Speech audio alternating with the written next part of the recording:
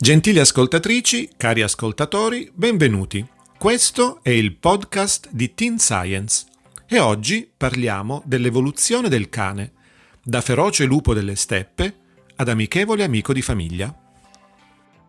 Si ritiene che la domesticazione del cane abbia avuto inizio circa 20-40 mila anni fa. La teoria più accettata è che i lupi grigi selvatici si siano avvicinati agli insediamenti umani, attratti dai rifiuti prodotti dalle comunità di cacciatori e raccoglitori. Questa vicinanza ha dato inizio a un processo di selezione naturale e artificiale, in cui sopravvivevano solo i lupi meno aggressivi e più tolleranti alla presenza umana. Con il tempo, queste popolazioni di lupi cominciarono a differenziarsi dai loro antenati selvatici, diventando i primi cani. Questi cani primitivi erano probabilmente utilizzati per aiutare nella caccia, oppure nella custodia del gregge, nella protezione e forse anche come animali da compagnia. Vediamo quali sono stati i ritrovamenti archeologici chiave che ci hanno permesso di capire come siano andate le cose migliaia e migliaia di anni fa. Infatti uno dei primi ritrovamenti è stato in Siberia e risale a circa 33.000 anni fa. Anche in Belgio sono stati scoperti dei resti di cane che risalivano all'incirca allo stesso periodo. Questi ritrovamenti suggeriscono che la domesticazione del cane potrebbe essere avvenuta in diverse regioni in modo indipendente. In Germania, per esempio, nelle grotte di Oberkassel sono stati trovati dei resti ben conservati di cani risalenti a 14.000 anni fa. Questi resti, insieme ad oggetti funerari, suggeriscono che i cani avevano già un ruolo importante nelle culture umane di quel periodo. Ma andiamo oltre il Mediterraneo, in Israele. Anche qui è stata scoperta una sepoltura umana che risale a 12.000 anni fa, in cui un umano è stato sepolto con il suo cane. Questo indica non solo la domesticazione del cane, ma anche un legame emotivo significativo tra cani e umani. Oltre ai resti fisici, ci sono anche molte raffigurazioni di cani in quella che viene chiamata arte rupestre. Ci sono anche sculture e ceramiche antiche che dimostrano la presenza e l'importanza dei cani nelle culture antiche. Dunque questi ritrovamenti archeologici non solo rafforzano la comprensione di come il cane si sia evoluto dal lupo, ma rivelano anche aspetti della vita e della cultura delle popolazioni umane antiche. Questi tesori del passato continuano a fornire una finestra unica nella storia condivisa di uomini e cani, testimoniando una relazione che ha resistito alla prova del tempo. Le sepolture condivise, in particolare, sono una testimonianza potente del legame tra cani e umani, che va oltre il semplice utilizzo di cani come pastori o come animali da guardia, ma indicano proprio un legame affettivo profondo.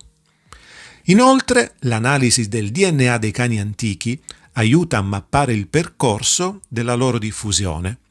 Attraverso questi studi, gli scienziati possono tracciare come i cani si siano spostati con le popolazioni umane, adattandosi ai nuovi ambienti e sviluppando nuove razze.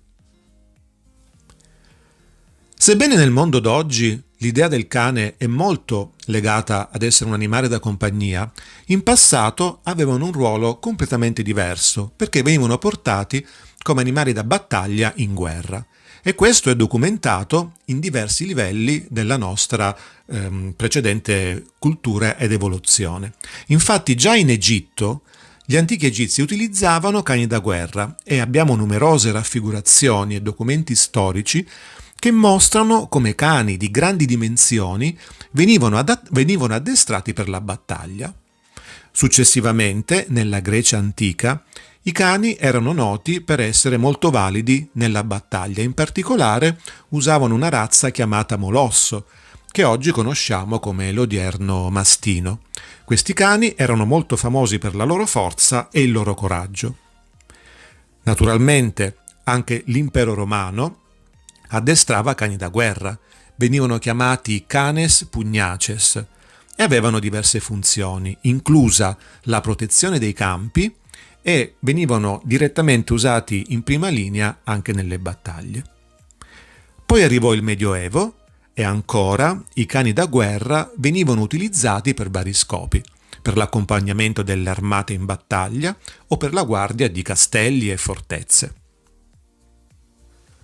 In realtà, se andiamo fino alla Prima e Seconda Guerra Mondiale, possiamo ancora trovare i cani in ambito militare, perché venivano utilizzati per consegnare messaggi, per rilevare mine, per cercare e salvare feriti e naturalmente fungevano anche da sentinella.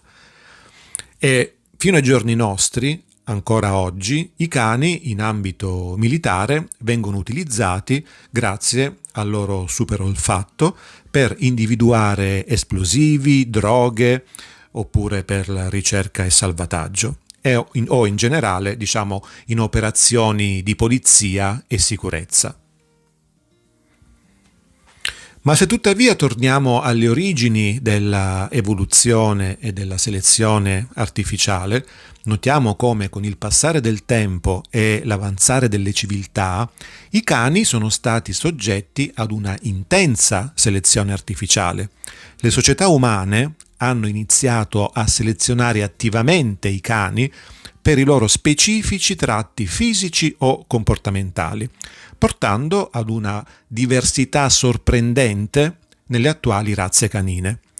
Questa selezione ha portato alla formazione di razze con caratteristiche molto diverse, adatte a compiti specifici come poteva essere la caccia, il pastoraggio, la guardia o talvolta anche semplicemente la compagnia.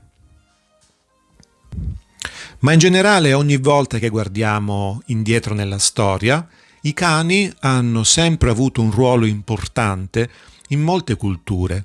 Nelle società antiche venivano spesso raffigurati in arte e letteratura, simboleggiando la fedeltà, protezione e amore. Quindi in alcune culture i cani avevano anche un significato molto spirituale, fino ad essere anche religioso. Anche oggi, a distanza di migliaia di anni nella società moderna, i cani continuano ad essere compagni preziosi.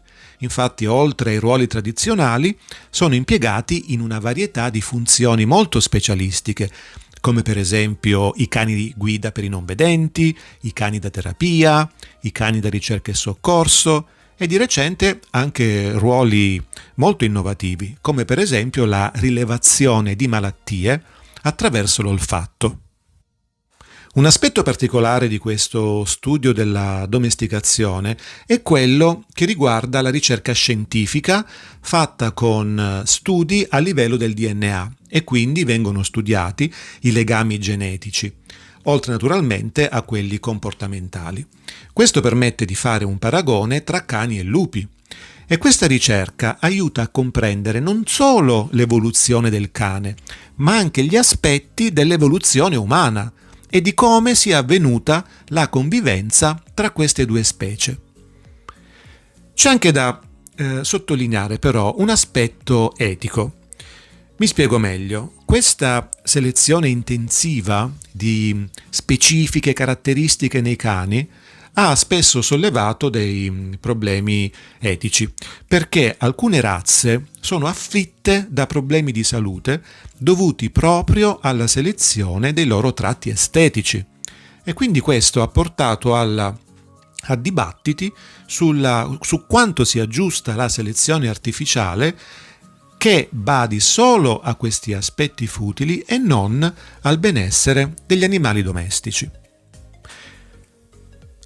Senza dubbio, la domesticazione del cane è un fenomeno molto complesso che ha profondamente influenzato lo sviluppo umano e continua a giocare un ruolo significativo nella società moderna. La relazione tra umani e cani è un esempio straordinario di coevoluzione e cooperazione interspecifica, che merita veramente di essere studiata, analizzata e rispettata. Proprio perché la relazione tra uomini e cani ha raggiunto un tale livello di intimità, di affetto, che non è mai stato visto prima nella storia.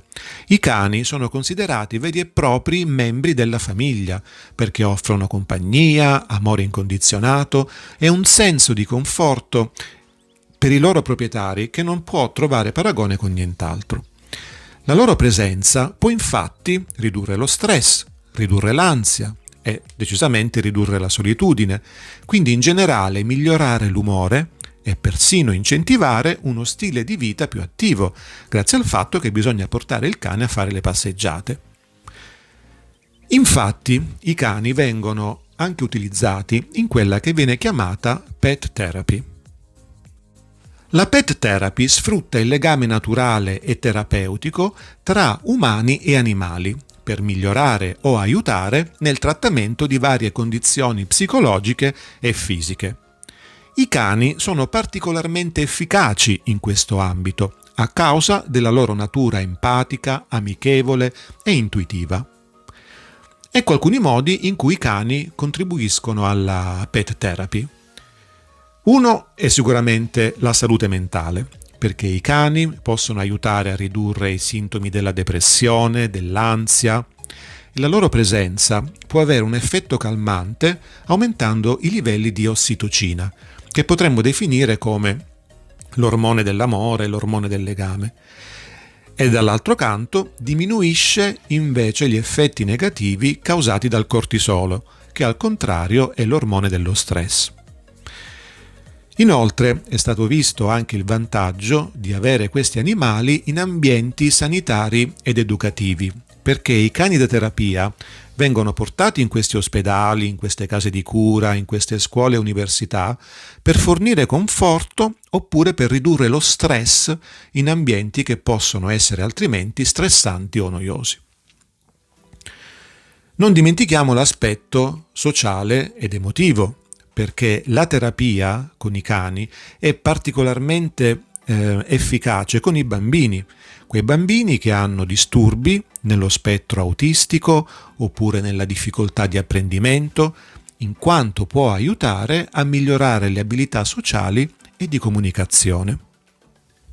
E se andiamo oltre l'aspetto psicologico, è anche utile per la riabilitazione fisica, perché i cani vengono anche utilizzati in programmi di riabilitazione per incoraggiare i pazienti a muoversi, a camminare e quindi in generale a migliorare la loro mobilità. E quindi il ruolo dei cani nella società contemporanea come animali da compagnia e nella pet therapy sottolinea la profondità e la versatilità del loro rapporto con gli umani. Infatti, oltre a essere fedeli compagni, i cani hanno dimostrato di avere un impatto significativo sul benessere fisico, emotivo e sociale delle persone, consolidando ulteriormente il loro ruolo come uno degli animali più amati e rispettati nel tessuto sociale. Per oggi è tutto, spero questo podcast vi sia piaciuto. Vi potete iscrivere al canale se volete, potete attivare la campanella, così ogni volta che esce un podcast o un video sarete i primi a saperlo. Se vi va, mettete anche un mi piace o lasciatemi un commento. Ciao e alla prossima!